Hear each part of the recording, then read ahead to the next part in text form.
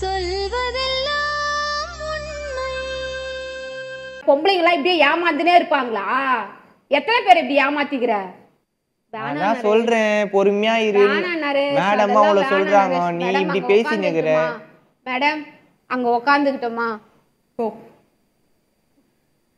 Madam நான் அப்படி உட்காந்துக்கிட்டுமா?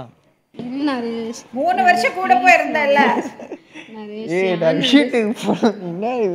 சிரிக்காத நரேஷ், என் ஃபீலிங்ஸ் உனக்கு சிரிக்கிற மாதிரி. ஃபீலிங்ஸ்லாம் இல்ல குட்டி, நான் வீட்டுக்கு போனோம் குட்டி. நான் இப்போ நரேஷ் இங்கே பாரு, வீட்டில் நம்ம நல்லா இருந்தோம்னா அவங்களுக்கு எந்த இதுவும் தெரியாது நரேஷ். ப்ளீஸ் நரேஷ், நான் சொல்றது கேளு நரேஷ். என்னதான் பிரச்சனை? ஓப்பனா போய் சிரிக்காத. நீ சிரிச்சா எனக்கும் எப்படி சிரிப்பேன்டா நானு. என்ன கம்பளெல்லாம் அவுத்துட்டுக்கிற, முடியெல்லாம் இவ்வளோ ஷார்ட்டாக கட் பண்ணிட்டுக்கிற. ஐயோ